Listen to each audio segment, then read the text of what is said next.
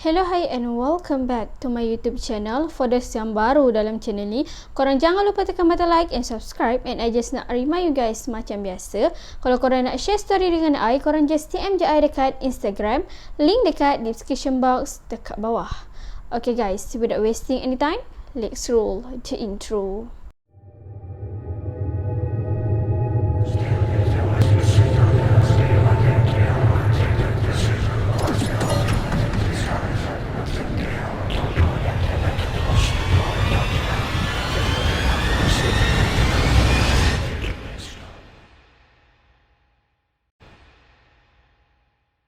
So guys, untuk video malam ni, I nak share dekat korang 3 kisah tau.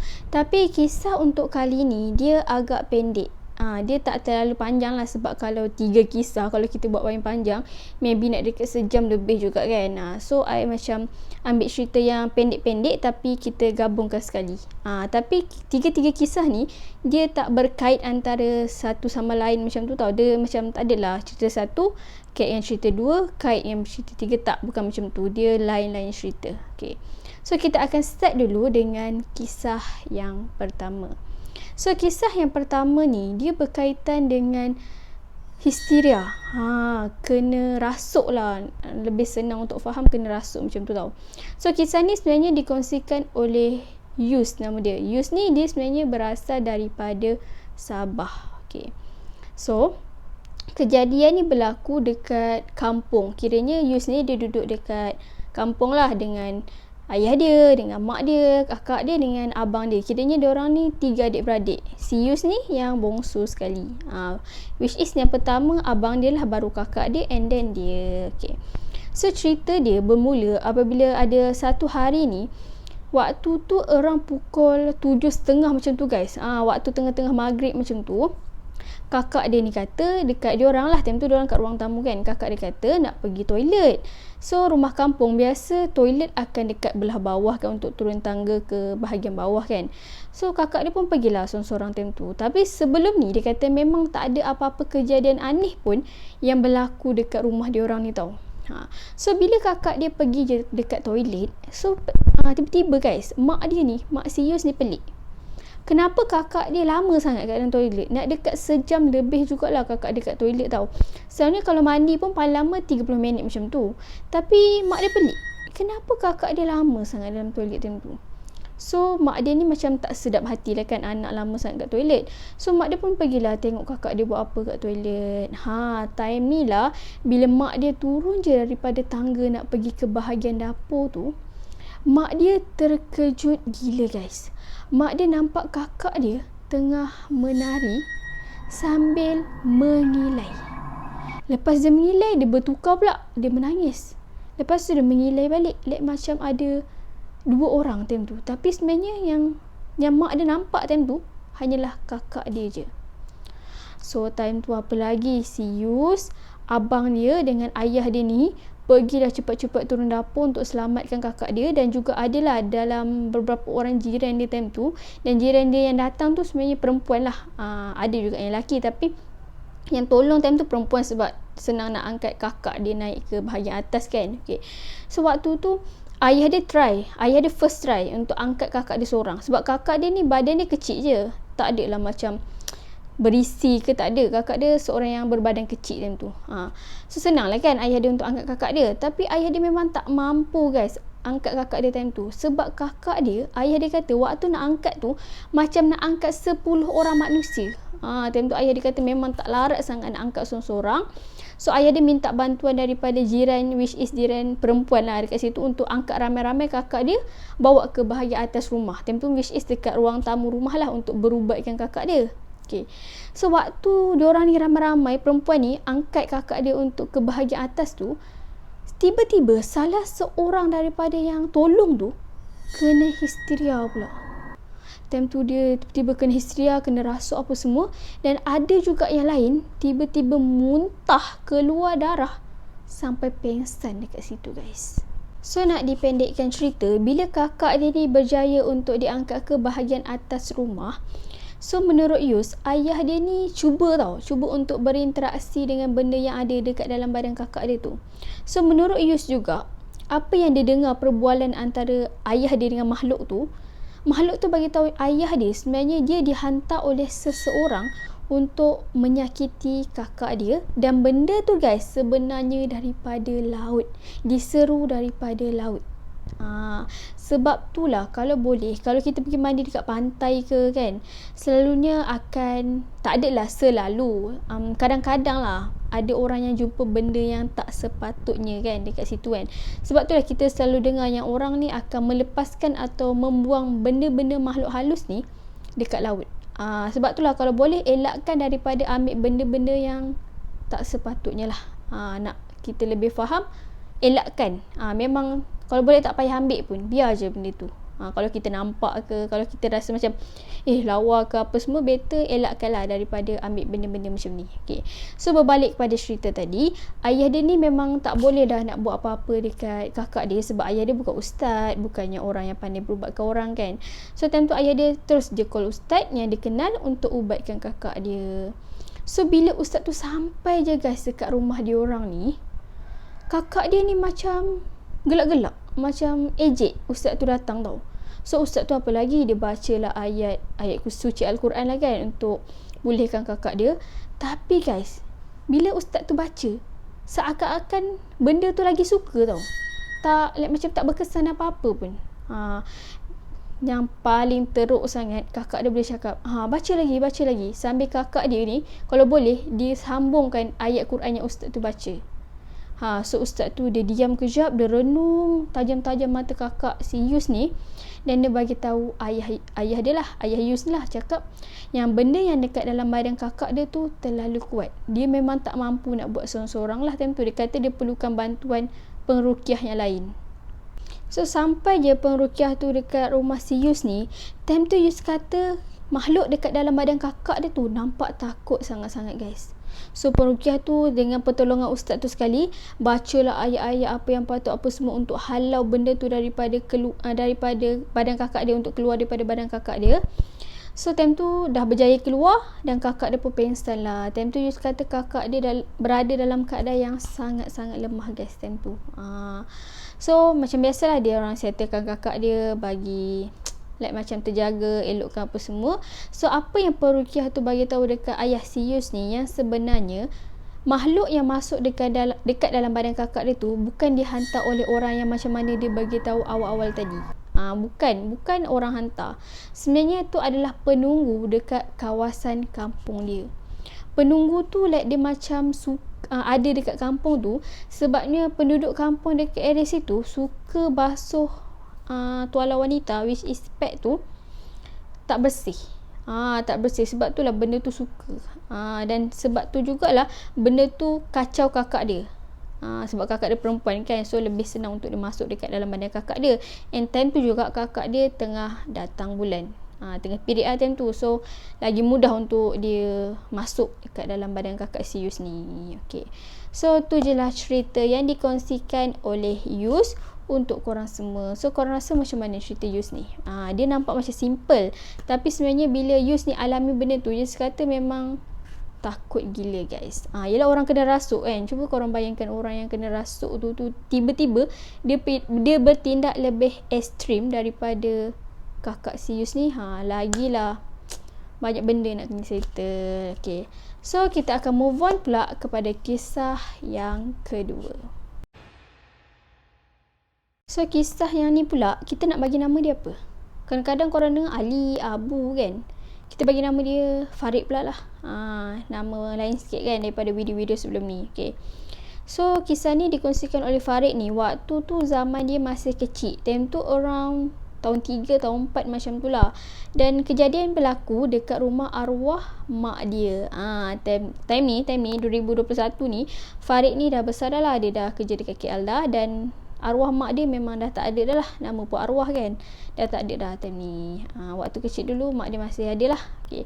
So nak dijadikan cerita lah, kisah ni bermula, I akan cerita sikit lah pasal rumah arwah mak dia ni tau. Okay, rumah arwah mak dia ni berada dekat hujung kampung, dan jalan nak menuju ke rumah arwah mak dia ni, jalan tu tak macam jalan sekarang, dah cantik, dah berturak apa semua kan. Jalan dia kata jalan yang tanah merah tu. Kalau nak jalan kena slow-slow lah. Kau naik kereta ke, tambah lagi naik motor, memang kena slow-slow sebab takut jatuh. Jalan dia macam elok sangat kan. Kadang-kadang kalau hujan tu lagi teruk.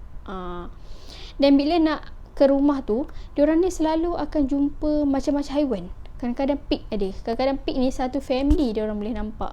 Kadang-kadang ada ular, ada musang. Tapi si Farid ni kata dia dah biasa dah. Sebab daripada kecil lagi dia dah biasa duduk dekat situ lah. Dan jiran-jiran pula bukannya dekat-dekat tau, macam rumah teres ke, tak. Dia jauh-jauh rumah dia. Bukannya satu-satu yang dah orang kata bersusun, tak. Dia rumah dia dalam keadaan yang jauh lah. Tanah orang ni, tanah orang tu. Tapi dia kata dalam 500 meter jugalah nak ke rumah jiran dia tu. Boleh tahan jauh juga kan. Okay. So berbalik kepada cerita Farid ni. Okay. Waktu kejadian ni, ada satu hari ni, diorang ni time tu balik daripada mengaji. Waktu balik pada mengaji ni, diorang mengaji dekat rumah Tok Ngah. Okay. Rumah Tok Ngah ni pula, dia dekat kampung juga, tapi kampung dia tu yang dah maju. Jalan pun dah berturak, dah elok, tak macam jalan dekat kampung arwah mak dia tu. Masih lagi tanah merah kan. Tapi rumah yang Tok Ngah ni, dia lagi maju daripada kampung si Farid ni. Okay. So waktu tu diorang ni nak balik daripada mengaji. So kakak dia lah akan ambil dia, kakak dengan mak dia. Tapi guys, diorang bukan naik kereta tau, diorang naik motor. 4 orang.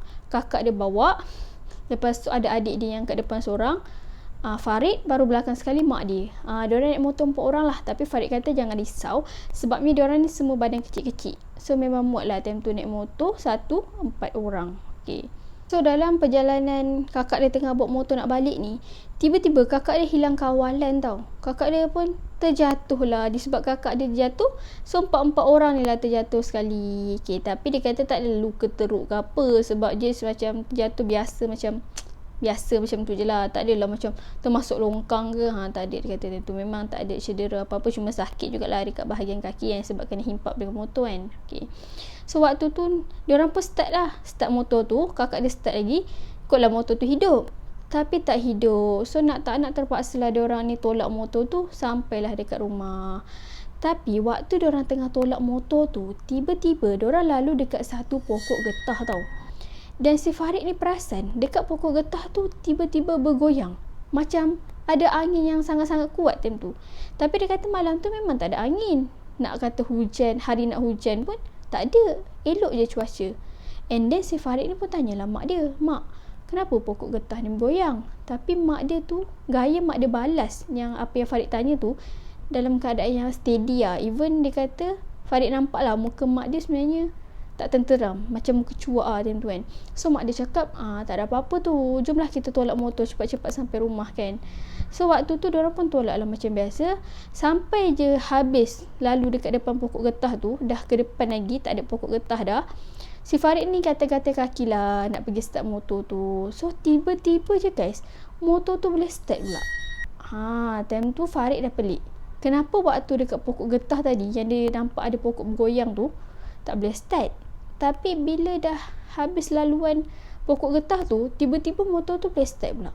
Macam biasalah, diorang pun naik motor sampailah dekat rumah. Sampai rumah, sebelum masuk rumah, mak dia suruh basuh kaki dulu dekat luar untuk elakkan benda-benda yang tak elok untuk ikut diorang ni masuk dalam rumah.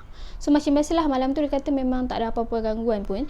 Tapi bila dia teringat balik benda ni dan dia share pula untuk korang dengar, dia kata memang tak logik tau pokok tu boleh goyang. Sebab pokok tu besar gila guys, besar gila. Tapi cara dia goyang tu lain macam. Kalau pokok biasa kita tengok, kalau ada angin pun dia goyang, tapi tak adalah goyang macam over sangat goyang ni kan. Tapi ni pokok besar, dia punya goyang tu lain macam pokok tu nak orang kata apa, nak tumbang. Nak tumbang dia kata tentu. Dia kata memang tak logik. So tu je lah kisah yang dikongsikan oleh Farid. Korang nampak kisah ni nampak simple lagi macam kisah yang pertama kan. Tapi sebenarnya kalau korang yang lalui benda ni, korang akan rasa benda tu seram ke tak. So itu je lah untuk kisah yang kedua ni. Kita move on pula kepada kisah yang ketiga, which is kisah terakhir dalam video kali ni. Kisah yang last ni, dia pun simple juga macam kisah yang pertama dengan kedua ni. Tapi kalau macam biasa, kalau korang alami, korang tahulah rasa seram dia ke tak kan. Dan benda ni berlaku sampai sekarang guys. Okay. So kisah ni sebenarnya berkaitan dengan pocong belaan. Okay. So kisah ni ada satu kawasan perumahan ni, tapi tak tahulah dekat negeri mana, dekat area mana, memang tak tahu langsung. Sebab orang yang kongsikan kisah ni, dia just bagi tahu macam tu je, dia simplekan je lah kisah dia kan. Maybe dia tak nak orang lain tahu, dan disebabkan tu orang tak nak beli rumah-rumah teres dekat area situ. Tapi siapa yang tahu kisah ni, maybe dia tahu, maybe dekat kawasan rumah korang ke, korang boleh komen down below. Okay. So kisah ni berlaku dekat satu kawasan perumahan rumah teres 2 tingkat tau. Dan orang yang kongsikan kisah ni perempuan. Kita bagi nama dia Yati lah, senang kan. Okay. Yati ni dia duduk kat kawasan rumah tu. Kiranya dia bukan sewa tau, dia beli. Dia beli rumah dekat situ. Dia kata dekat kawasan tu, rukun tetangga dia memang ngam gila guys. Memang erat. Diorang ni saling bantu-bantu, saling tolong apa semua. Like macam bagus lah dekat kawasan rumah tu orang-orang dia kan. So tapi sejak akhir ni, orang tak berani guys nak keluar. Lepas je pukul 7 malam, orang memang tak berani dah nak keluar rumah. Sebabnya penduduk dekat sekitar tu akan nampak pocong dekat lorong jalan rumah diorang. Taman tu tak adalah besar sangat pun, so lagi mudah lah diorang akan nampak benda tu dekat lorong jalan kan. Tapi ada orang cakap lah, dia kata ada jiran dia dengar lah daripada orang tu. Kadang-kadang benda ni sampai ke orang ni, sampailah dekat si Yati ni. Dan Yati ni cerita sebenarnya pocong tu belaan orang, tapi orang yang bela pocong tu dia dah mati. And disebabkan benda tu lah, pocong ni ganggu penduduk-penduduk dekat sekitar tu. Maybe dia nak cari tuan baru dia, mungkin lah kan. Selalu kita dengar selalunya macam tu lah, tapi tak tahulah betul ke tak. Just cerita lah untuk korang kan. Tapi benda ni kisah benar guys, bukan reka, bukan rekaan semata-mata, memang kisah benar. Okay. So kadang-kadang yang paling geram lah, si Yati ni cakap ada satu hari ni dia masuk rumah jiran si Yati ni, sampai dia pergi melompat-lompat dekat atas meja makan orang tu. Dan jiran dia tu pula demam seminggu guys. Memang demam panas straight, seminggu demam panas. So ada satu hari tu, waktu tu Yati ni dia terjaga pukul 3-4 pagi macam tu lah. Orang pukul 3 nak ke pukul 4 macam tu, dia pergilah kat dapur. Waktu dia pergi kat dapur tu, dia nampak dekat dia punya tempat plastik sampah tu, macam korang tahu tak bunyi plastik kalau bergeser kan. Dia pelik, takkan kucing masuk rumah dia kan. Dekat dalam rumah dia memang tak ada boleh kucing. Dia kata mustahil kucing boleh masuk, sebab dia dah tutup tingkap rapat semua, memang kucing tak boleh masuk. So bila dia pandang je dekat bahagian sampah tu, dan sampah tu dekat dengan tingkap dapur rumah dia tau, dia tak fokus dekat sampah tu tau, tapi dia fokus dekat tingkap rumah dia. Dia nampak ada benda putih melintas macam tengah melompat tu. Dan bila dia pandang lagi sekali, benda tu betul-betul dekat tingkap, betul-betul kat tingkap dapur tu. Time tu dia kata nasib baik lah dia dah tutup tingkap tu awal-awal lah. Abaikan. Okay, so bila time tu dia jadi macam tu lah, bila nampak benda yang tak sepatutnya macam tu. Tapi tak ada apa pun guys, tak ada apa pun, kita relax je. Okay, so kita balik kepada cerita tadi. So waktu tu dia kata bila dia nampak je pocong tu dekat tingkap tu, dia kata dia memang tak naik bilik dah guys. Dia takut gila, sebab nak pegang pintu bilik ni, nak pulas tombol tu pun dia rasa takut. So dia tidur kat sofa sampai esok pagi. Dan kalau korang nak tahu juga, si Yati ni beritahu sampai sekarang pocong tu masih ada dekat kawasan perumahan dia. Kadang-kadang tu dia duduk dekat bus stop punya bumbung, relax kat atas tu kan. Kadang-kadang dia duduk dekat pasu bunga, dekat pokok kelapa. Memang sampai sekarang. Sebab itulah penduduk dekat kawasan rumah dia tu memang tak berani dah keluar kalau pukul 7 dan ke atas. Sebab bila diorang keluar je, diorang akan nampak benda tu dekat lorong-lorong jalan. Memang diorang akan nampak. So tu je lah kisah yang dikongsikan oleh Yati. Nampak pendek je kan guys, tapi cuba korang bayangkan, benda tu berlaku dekat kawasan perumahan korang. Tambah-tambah lagi orang yang kerja malam nak balik rumah tu, itu payah. Sebab ni nak tak nak, dia terpaksa juga lalu. Bila nampak benda tu, nak tak nak, dah tak ada jalan lain nak ke rumah, dia terpaksa lah juga hadap benda tu. So tu je lah video kita untuk kali ni. Kali ni guys, I bagi dekat korang 3 cerita. Selalunya 1-2 cerita je kan. Jarang-jarang I nak bagi dekat korang 3 cerita untuk video kali ni. So tu je lah video kita untuk kali ni. Mana-mana yang belum tekan button like dan subscribe, korang boleh tekan sekarang. Dan jangan lupa juga tekan bell notification supaya korang tak terlepas dengan video-video yang akan datang. Stay tuned on my next video. Bye.